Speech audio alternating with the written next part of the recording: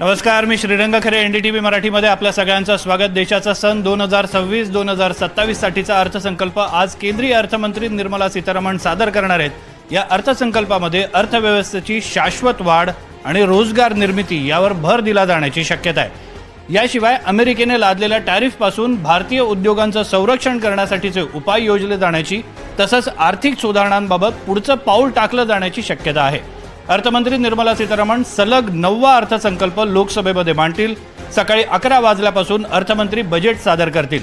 अर्थसंकल्पाच्या सगळ्या घडामोडी आपण NDTV मराठीवर पाहणार आहोत। आज या अर्थसंकल्पाच्या निमित्तानं आपण चर्चा करणार आहोत आणि चर्चेमध्ये काही खास गेस्ट आपण स्टुडिओमध्ये आमंत्रित केलेले आहेत। त्या सगळ्यांची ओळख करून देतोय। सगळ्यात पहिले स्वागत आहे शंतनू बागवे यांचं, कर सल्लागार आहेत। आपण त्यांचं या चर्चेमध्ये स्वागत करतोय। त्यानंतर मी स्वागत करतो अमोल मंत्री यांचं, पुन्हा एकदा कर सल्लागार आहेत।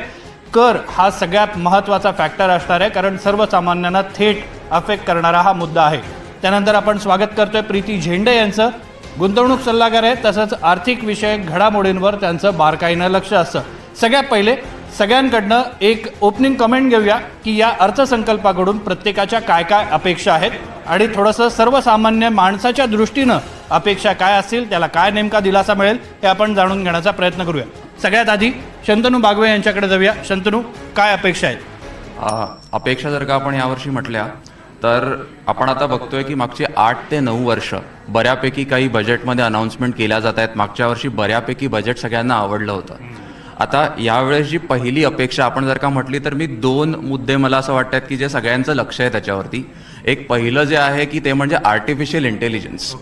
आता आर्टिफिशियल इंटेलिजन्समुळे असं म्हटलं जाते की पुढच्या 5 ते 6 वर्षात एक साधारणतः 3 ते 4 कोटी जॉब्स अफेक्ट होणार आहेत। आता याचाच अर्थ असा आहे की या अर्थसंकल्पात आपल्याला या दृष्टीने जे सामान्य एक नोकरदार वर्ग आहे त्यांना एक सपोर्ट होण्यासाठी की आपल्याला बऱ्यापैकी एम्प्लॉयमेंट अपॉर्च्युनिटीज क्रिएट करायला लागतील। तो कर सोडलं आपण तर आर्टिफिशियल इंटेलिजन्सचा जो इम्पॅक्ट होणार आहे भारतावरती आणि ज्या नोकरदार वर्गावरती होणार आहे त्याच्यासाठी काय उपाययोजना केल्या जातील, ही एक झाली आहे पहिली गोष्ट। दुसरी गोष्ट एक सामान्य माणसाच्या दृष्टीने आपण जर का बघितलं तर ते आहे अफोर्डेबल हाऊसिंग।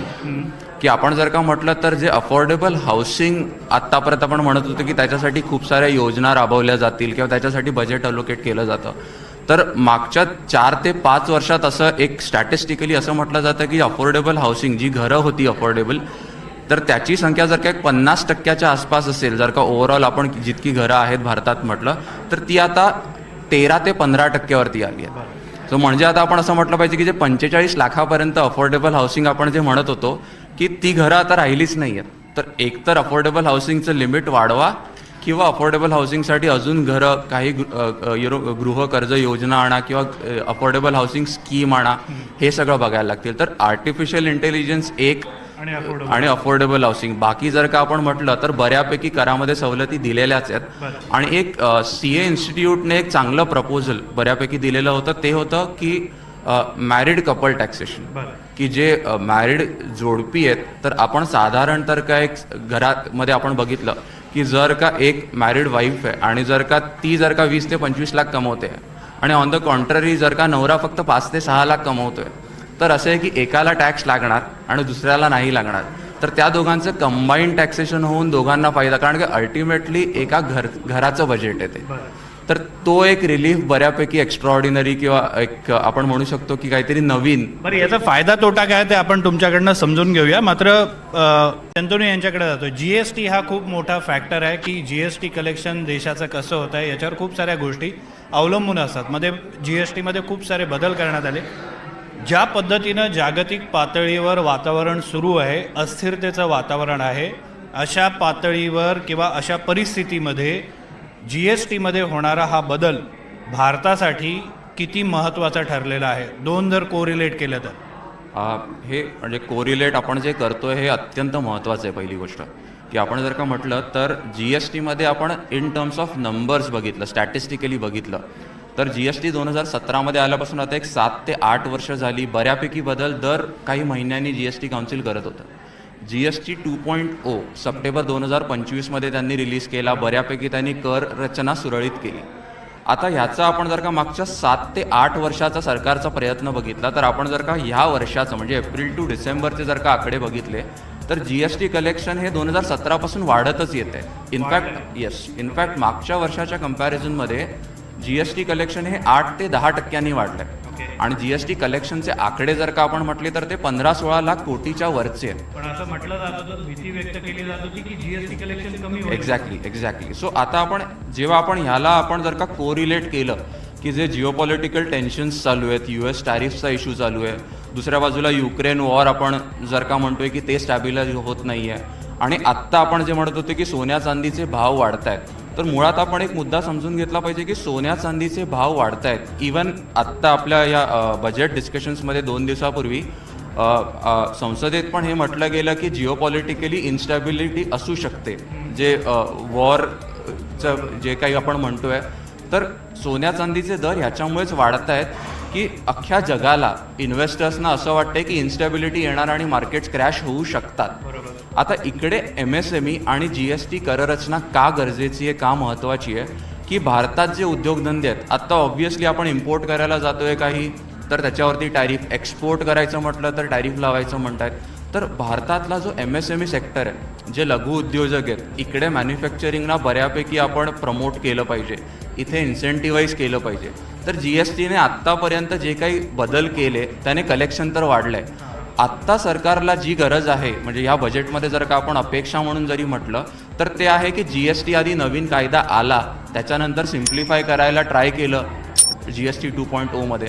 आता गरज आहे ती स्टॅबिलायझेशनची, की आता पुढील काही वर्ष सरकारने GST कायदा स्टॅबिलाइज करून MSMEला थोडा सिम्प्लिफाय करून देणं गरजेचं आहे. म्हणजे जी एक दुसरी बाजू आहे की GST कलेक्शन रेव्हेन्यूच्या साईडने तर होत आहे, बट म्हणजे इनफॅक्ट तुम्ही जर का GST ऑफिसर्सना जाऊन विचारलं आणि ॲक्च्युअल कन्सल्टंट्सना विचारलं तर ते म्हणतील की खूप कॉम्प्लेक्स झालेलं आहे सगळं, आणि ते कॉम्प्लेक्सिटी जी GST कायद्याची आहे ती पोषक नाही आहे. जर का आपल्याला ॲक्च्युअली सिम्प्लिफाय करणं गरजेचं आहे, कारण का जर का ते सिम्प्लिफाय केलं तर बऱ्यापैकी उद्योगधंदे वाढतील, अजून उद्योजक, नवीन तरुण उद्योजक त्यांना मोटिवेट होतील की आपल्याला धंदा केला पाहिजे. आता त्याच्यासाठी एक मागणी जी बऱ्यापैकी ट्रेड असोसिएशन्सनी केलेली होती ती म्हणजे की GSTमध्ये 20 लाखाचं लिमिट आहे की MSMEजना GST रजिस्ट्रेशन घ्यायची गरज नाही आहे. तर आता बऱ्यापैकी अशी मागणी केली जाते की ते लिमिट तुम्ही 1 कोटीपर्यंत करावं, की जेणेकरूपर्यंत जे असे लघु उद्योजक आहेत की ज्यांना 1 कोटीपर्यंत धंदा करायचा आहे त्यांना GST कर रचनेबद्दल, त्यातल्या कम्प्लायन्सबद्दल टेन्शनच घ्यायची गरज नाही. It should be simplified. So exactly आपण कोरिलेट केलं तर GSTमध्ये खूप साऱ्या कॉम्प्लेक्सिटीज आहेत, खूप सारे असे इश्यूज आहेत की जे इवन GST डिपार्टमेंटल ऑफिसर्सना कॉम्प्लेक्स वाटत आहेत. कदाचित त्यांनाही माहिती नसेल. तर त्यांना माहिती नसेल, कायदा इतका लवकर बदलतोय, सिस्टीम्स एवढ्या वेगवेगळ्या बदलत आहेत की मला असं वाटतं की तिकडे सेंट्रल आणि स्टेट आणि ॲक्च्युअल ऑपरेशनल मेकॅनिझम ह्यांच्यामध्ये जो गॅप आहे हा गव्हर्नन्स लेवलला पण बजेटमध्ये काहीतरी नवीन ॲम्नेस्टी स्कीम अनाऊन्स करणं किंवा सिम्प्लिफिकेशनसाठी अजून एखादी कुठली दुसरी स्कीम अनाऊन्स करणं आता हे गरजेचं आहे. पण पायाभूत सुविधांचा या ठिकाणी वैष्णवीकडे जाण्यापूर्वी उल्लेख झालेला होता. मला तिन्ही मान्यवरांना या ठिकाणी एक प्रश्न विचारायचा आहे. मुंबईकर किंवा महाराष्ट्रातले नागरिक म्हणून आणि तज्ज्ञ म्हणून दोन्ही अंगाने त्यांना हा प्रश्न विचारायचा की पायाभूत सुविधांमध्ये नेमका काय बदल होणं त्यांना अपेक्षित वाटतंय. कारण पायाभूत सुविधांवर मोठा खर्च दर अर्थसंकल्पामध्ये केला जातो. रस्ते, पूल, मेट्रो, वेगवेगळ्या योजनांसाठी हा खर्च केला जातो. मात्र प्रत्यक्षात सर्वसामान्य माणसाला किंवा तज्ज्ञ म्हणून या सगळ्यांना काय वाटतं, कुठल्या गोष्टींवर सगळ्यात जास्त खर्च होणं सध्याच्या घडीला गरजेचं आहे. शंतनू यांच्यापासून सुरुवात करूया. मुंबई आणि महाराष्ट्राचा विचार केला तर मुंबईसाठी आता काय गरजेचं आहे, कशावर जास्त खर्च व्हायला हवा? आपण जर का आता मुंबईच्या दृष्टीने विचार केला किंवा कुठल्याही शहरांच्या दृष्टीने जर का आपण विचार केला तर बजेटमध्ये मी जसं म्हटलं तसं की आत्तापर्यंत आकडेवारी तर असंच म्हणते की कलेक्शन वाढलंय, तर सरकारला जो महसूल पाहिजे तो तर नक्की मिळतोय. आता दुसऱ्या बाजूला एक सामान्य मुंबईकर म्हणून जर का आपण विचार केला तर आय थिंक प्रत्येकाची एक साधी सोपी अपेक्षा आहे, म्हणजे की एअर पॉल्युशन, की जे आपण प्रदूषण आत्ता आपल्या बऱ्यापैकी दिल्ली नंतर जर का आपण मुंबईत जर का विचार केला तर कधी वाटलं नव्हतं की एवढं प्रदूषण असेल. आता एका बाजूला जेव्हा आपण म्हणतोय की इन्फ्रास्ट्रक्चर डेव्हलपमेंटसाठी बऱ्यापैकी कोस्टल रोड्स बनत आहेत, फ्लायओव्हर्स बनत आहेत, मेट्रो बनते आहे, पण आता ह्या सगळ्या बाबतीत कुठे ना कुठेतरी आपण जर का म्हटलं तर सगळ्यांना कंटाळा ह्याचा आलेला आहे की बाबा ती मेट्रो नको, ते फ्लायओव्हर्स नको, पण आम्हाला सकाळी एक 15 मिनिटं एक अर्धा तास बऱ्यापैकी जॉगिंग करताना चांगली हवा मिळते.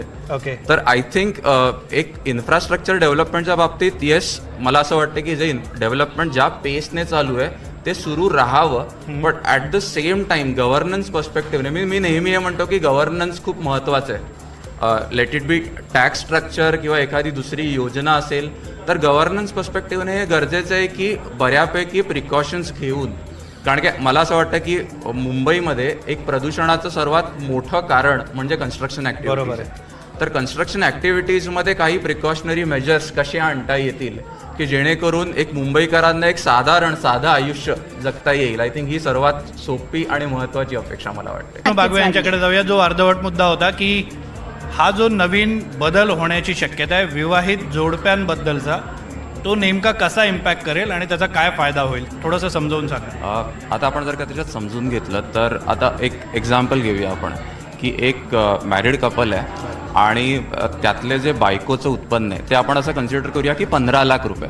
आता आपण मागच्या वर्षी जर का कररचना बघितली तर 12 लाखापर्यंत टॅक्स नव्हता, 12 लाखाच्या वरती स्लॅब रेटप्रमाणे टॅक्स लागत होता.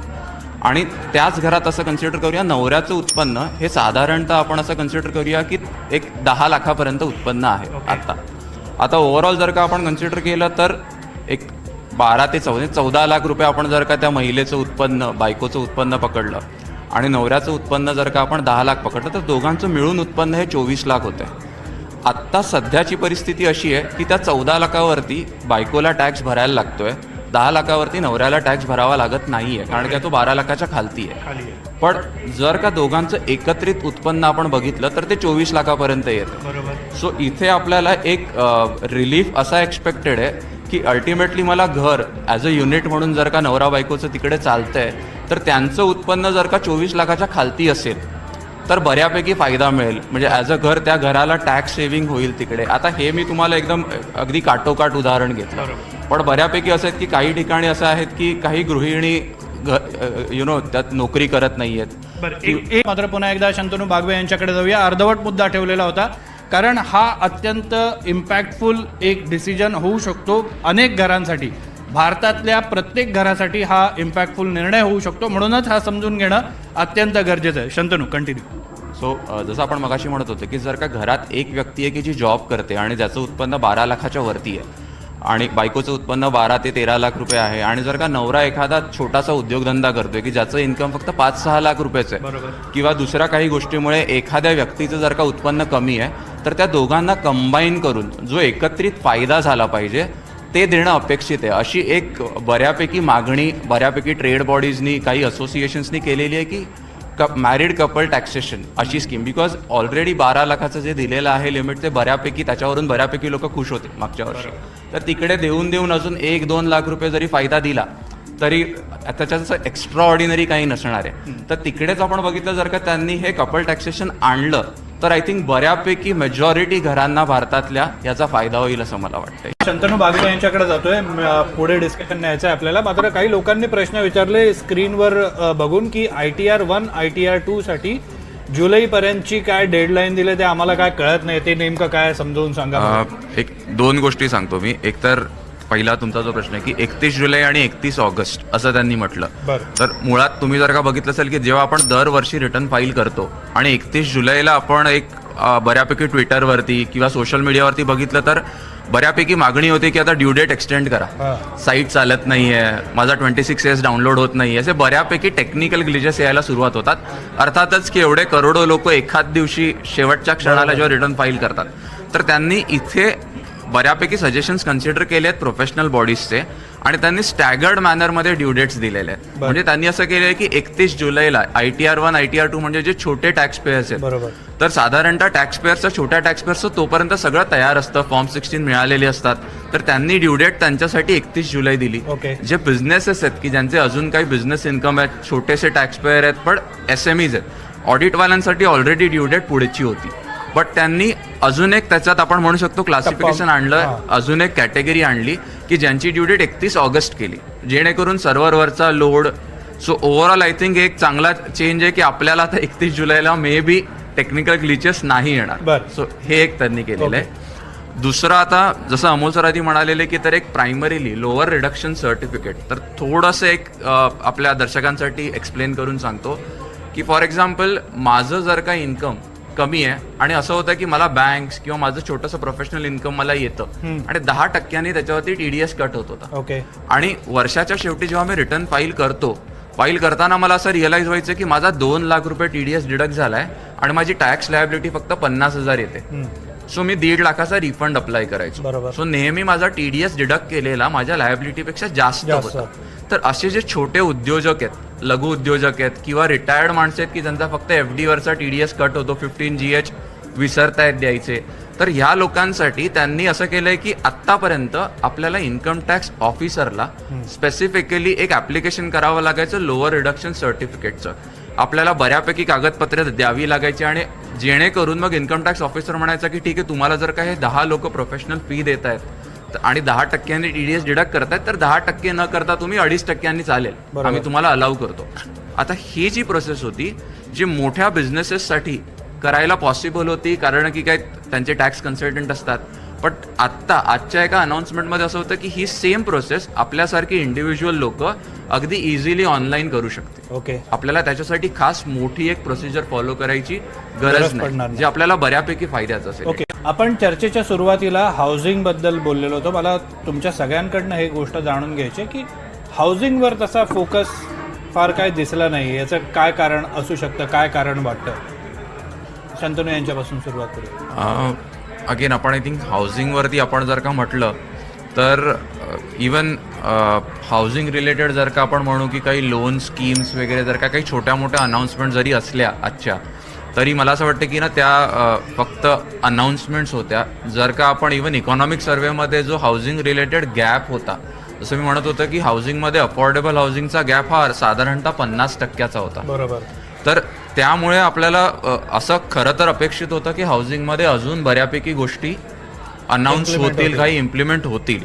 आता त्याचं एक कारण असं असू शकतं की हाऊसिंगमध्ये जरी काही करायचं म्हटलं तर बऱ्यापैकी आपल्याला मॅक्रो लेवलला जे टाउन प्लॅनिंग आहे, तर आपण जर का म्हटलं की जर का मी ठरवलं की हाऊसिंगमध्ये मला डेव्हलपमेंट करायची आहेत, तर मला आधी एखादी जागा, एखादा रिजन आधी डेव्हलप करावा लागेल.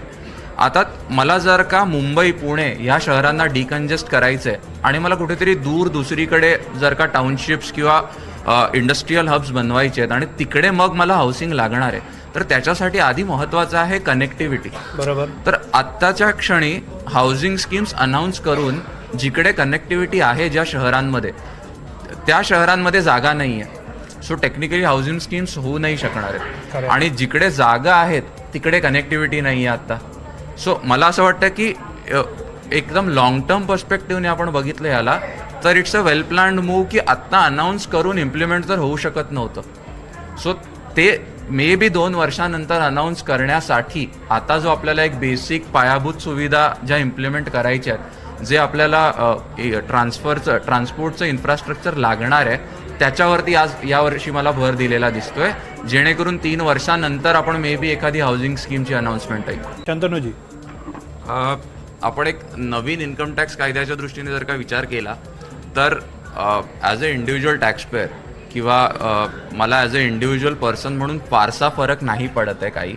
आपण असं म्हणू शकतो की 1961चा कायदा आलेला, आता 40-50 म्हणजे एवढी 50-60 वर्ष झाली आणि आपण तोच कायदा आतापर्यंत लागू ठेवला होता.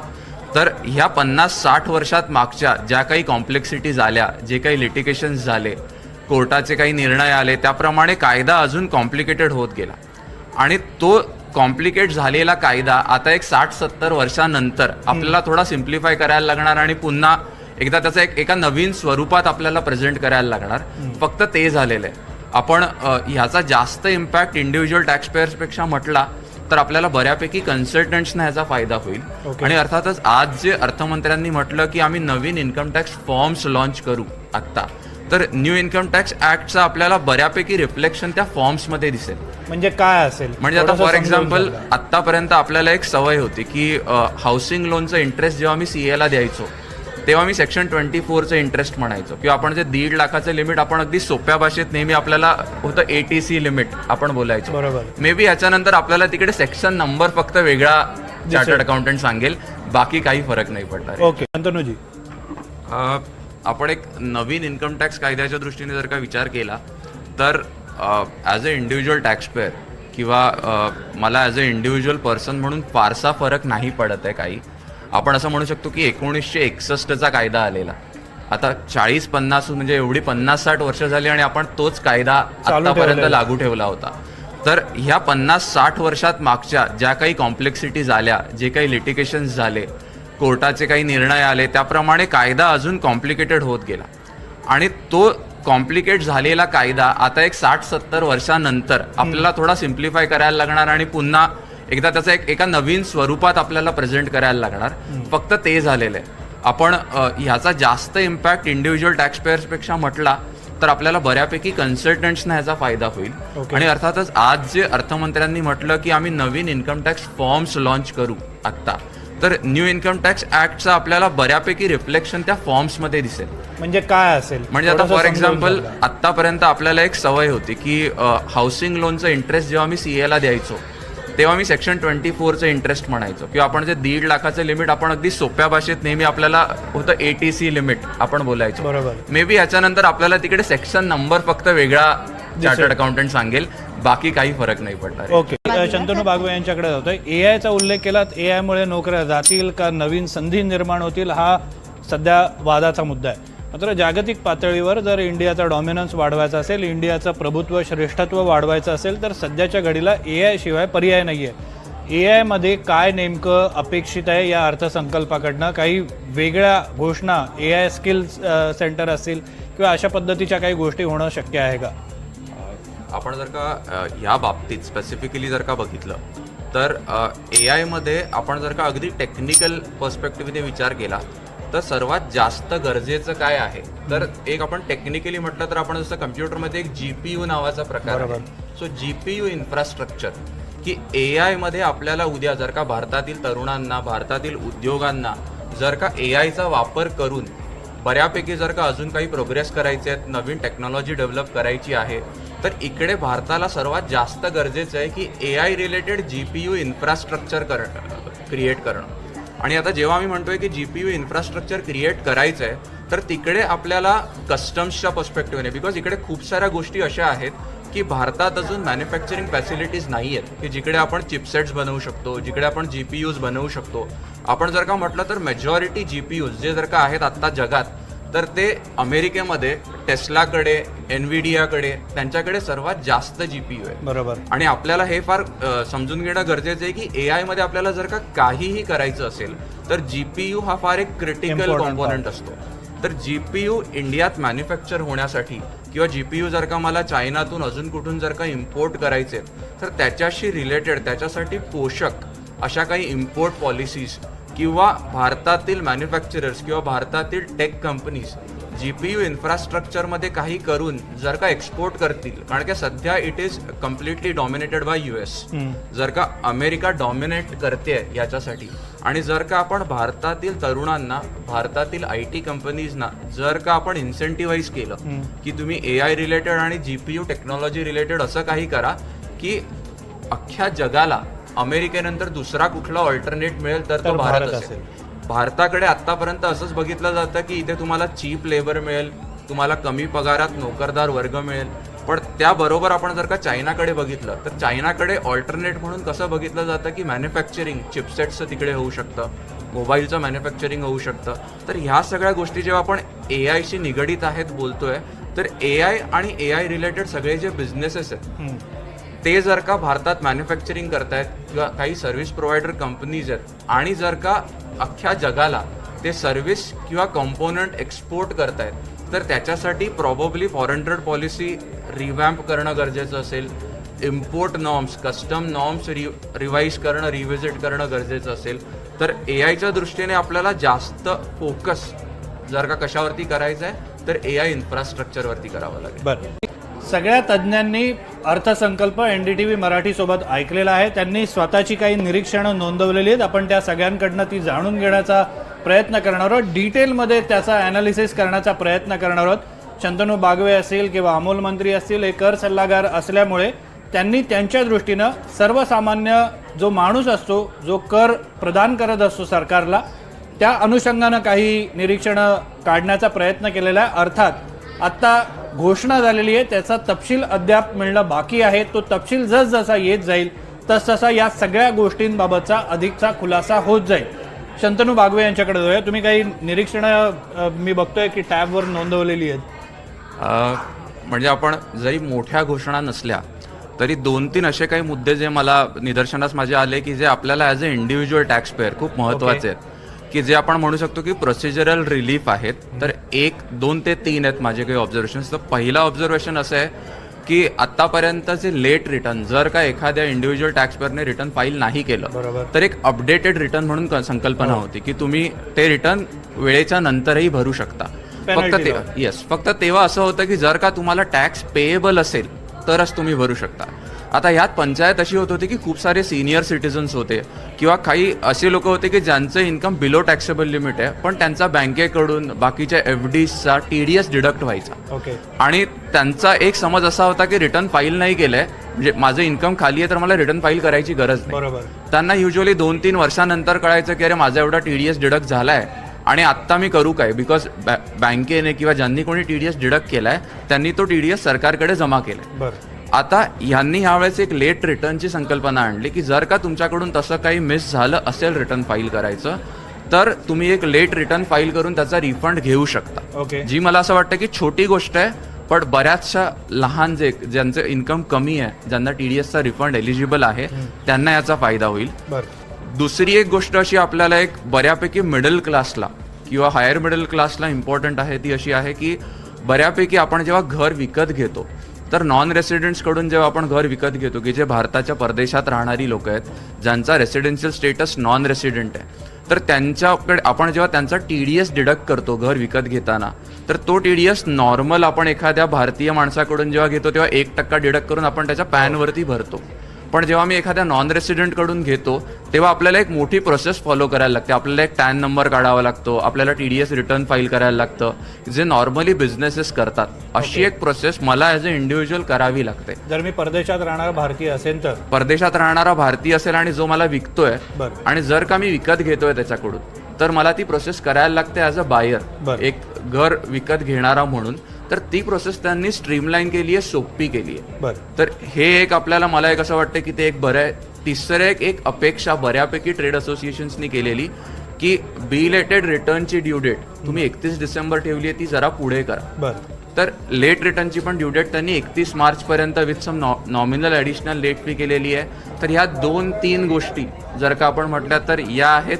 बाकी TDS मधले काही बदल आहेत. दुसरा आपण विचार केला तर फॉरेन जेव्हा आपण टूरला जात होतो किंवा मेडिकलसाठी ट्रीटमेंटसाठी आपण बाहेर जातोय तर जो TCS आपल्याकडून नॉर्मली टूर ऑपरेटर्स कलेक्ट करायचे त्याच्यावरती रिडक्शन केलेलं आहे. एज्युकेशनसाठी आपण जेव्हा अमाऊंट रेमिट करतो त्याच्यावरच्या TDSचा रिडक्शन आहेत. तर ह्या 3-4 गोष्टी अशा आहेत की ज्या as a individual tax payer ज्या टॅक्सशी निगडीत आहेत, जरी रिलॅक्सेशन नसले तरी आय थिंक प्रोसिजरली खूप हेल्पफुल ठरतो. मंत्री साहेब, मी शंतनू बागवे यांच्याकडे जातो. सर्व्हिस सेक्टर हा नेहमी फोकसमध्ये असतो.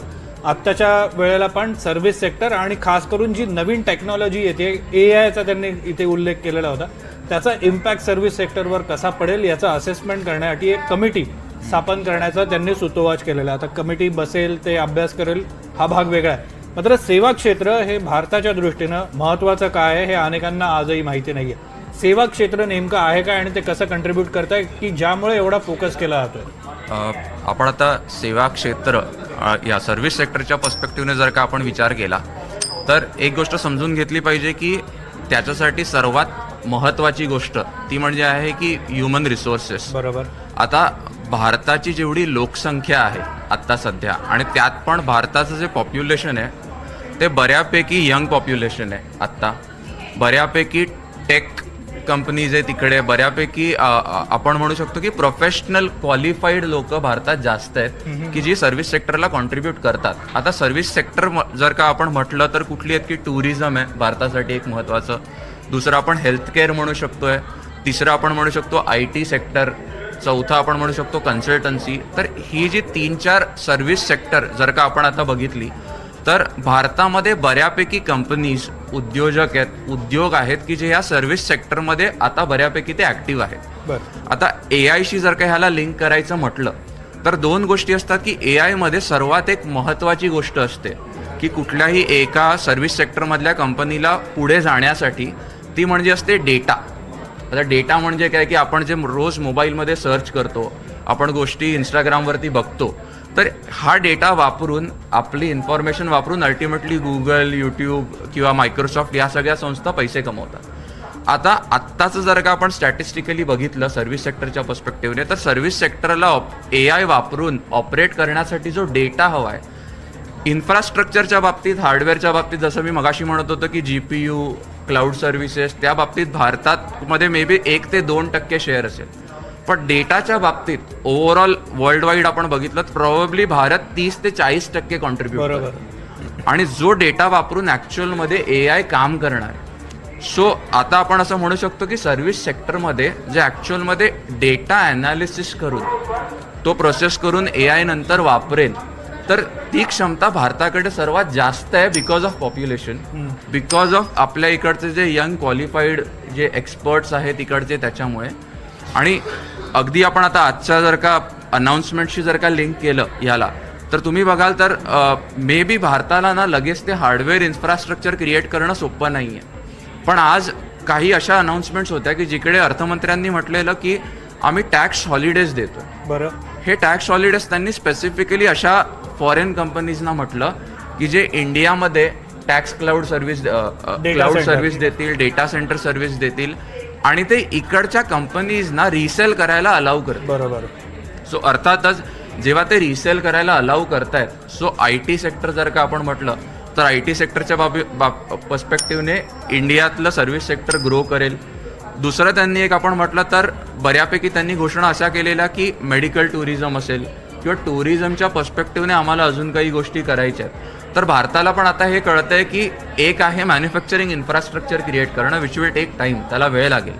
पण दुसऱ्या बाजूला आपल्या इकडची पॉप्युलेशन बघता आणि एक्सपर्ट जे क्वालिफाईड लोक आहेत ते बघता सर्व्हिस सेक्टरला पुश करणं गरजेचं आहे, जे प्रॉब्ली मागचे 4 ते 5 वर्ष बजेटमध्ये नव्हतं. बरोबर. सो लेट्स सी की जरी मोठ्या घोषणा नसल्या तरी सुरुवात आहे सर्व्हिस सेक्टरच्या.